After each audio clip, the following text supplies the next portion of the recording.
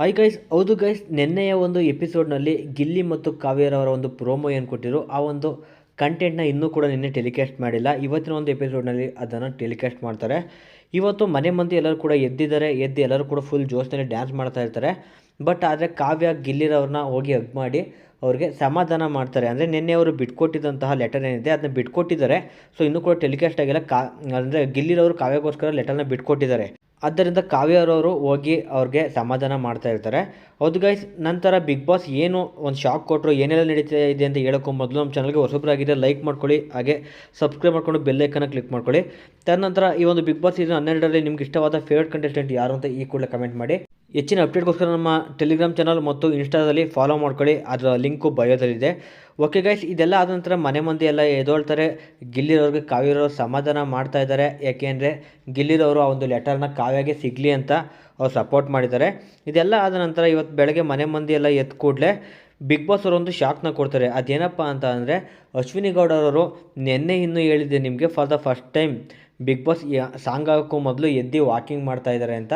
But ಆದರೆ ಇವತ್ತು ಮತ್ತೆ ಅದೇ ರಾಗ ಅದೇ ಹಾಡು ಅನ್ನೋ ಹಾಗೆ ಬಿಗ್ ಬಾಸ್ 3 ಸಲ ಸಾಂಗ್ ಹಾಕಿದ್ರು ಕೂಡ ಅವ್ರು ಎದ್ದೊಳೋದಿಲ್ಲ. ಎಲ್ಲರಿಗಿಂತ ಕೊನೆಯದಾಗಿ ಎದ್ದೊಳ್ತಾರೆ.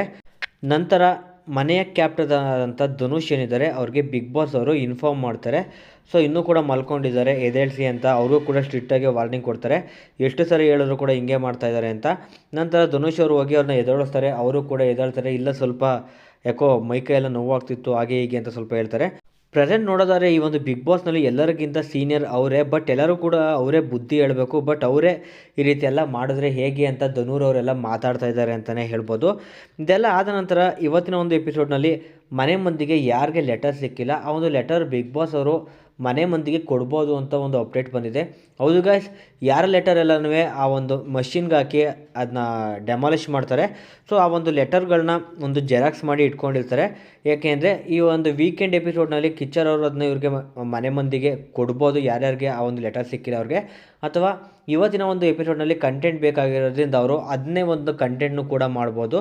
ಇಲ್ಲ ಒಂದು ಟಾಸ್ಕ್ ರೀತಿ ಯಾವುದೋ ಒಂದು ಆ್ಯಕ್ಟಿವಿಟಿ ಕೊಟ್ಟು ಯಾರು ವಿನ್ ಆಗ್ತಾರೆ ಅವ್ರಿಗೆ ಆ ಒಂದು ಲೆಟರ್ಗಳನ್ನ ಪಡ್ಕೊಳ್ಳೋ ಒಂದು ಚಾನ್ಸಸ್ ಕೊಡ್ಬೋದು ಅನ್ನೋದು ಒಂದು ಅಪ್ಡೇಟ್ ಕೂಡ ಬಂದಿದೆ. ಇದೆಲ್ಲ ಆದ ನಂತರ ನಿನ್ನೆ ಒಂದು ಎಪಿಸೋಡ್ನಲ್ಲಿ ರಾಶಿಕಾ ಮತ್ತು ರಕ್ಷಿತಾ ಇಬ್ಬರೂ ಕೂಡ ಆ ಒಂದು ಲೆಟರ್ ಸಿಗಲಿಲ್ಲ. ಏಕೆಂದರೆ ಮನೆಯ ಒಮ್ಮತ ಏನಿತ್ತು ಆ ಒಂದು ಒಮ್ಮತ ಯಾರಿಂದಲೂ ಬರಲಿಲ್ಲ. ಕೆಲವು ಜನ ರಕ್ಷಿತಾಗಿ ಸಿಗಬೇಕು ಅಂದರೆ ಕೆಲವು ಜನ ರಿಷಿಕಾಗೆ ಸಿಗಬೇಕು ಅಂದರು. ಈ ರೀತಿಯಾಗಿ ನಿನ್ನೆ ಒಂದು ಎಪಿಸೋಡ್ನಲ್ಲಿ ಯಾರಿಗೂ ಕೂಡ ಒಂದು ಲೆಟರ್ ಸಿಕ್ಕಿಲ್ಲ. ಆ ಒಂದು ಲೆಟರ್ ಇಬ್ಬರದ್ದು ಕೂಡ ಒಂದು ಮಷಿನ್ಗೆ ಹಾಕಿರ್ತಾರೆ ಅಂತಲೇ ಹೇಳ್ಬೋದು. ನಂತರ ಗಿಲ್ಲಿ ಮಾಡಿದ್ದು ಸರಿನಾ ಕಾವ್ಯ ಮಾಡಿದ್ದು ಸರಿನಾ ಅಂತ ಅಂದರೆ, ಗಿಲ್ಲಿ ಕಾವ್ಯ ಇಬ್ಬರು ಕೂಡ ಒಬ್ರಿಗೊಬ್ರು ನೀನು ತಗೋ ಅಂತ ಹೇಳ್ತಾ ಇರ್ತಾರೆ. ಇಬ್ಬರು ಕೂಡ ಅಷ್ಟೇ ಜೆನ್ಯೂನ್ ಫ್ರೆಂಡ್ ಅಂತಲೇ ಹೇಳ್ಬೋದು. ತದನಂತರ ಗಿಲ್ಲಿರವರು ಸಮಾಧಾನ ಮಾಡಿ ಅವರೇ ಬಿಟ್ಕೊಟ್ಟು ಕಾವ್ಯರವ್ರಿಗೆ ಲೆಟರ್ ಕೊಡ್ತಾರೆ ಅಂತಲೇ ಹೇಳ್ಬೋದು. ಹೆಚ್ಚಿನ ಅಪ್ಡೇಟ್ಗೋಸ್ಕರ ಚಾನಲ್ ಸಬ್ಸ್ಕ್ರೈಬ್ ಮಾಡ್ಕೊಳ್ಳಿ. ನೆಕ್ಸ್ಟ್ ವಿಡಿಯೋದಲ್ಲಿ ಸಿಗೋಣ ಗಾಯ್ಸ್. ಓಕೆ ಗಾಯ್ಸ್, ನೆಕ್ಸ್ಟ್ ವಿಡಿಯೋದಲ್ಲಿ ಸಿಗೋಣ.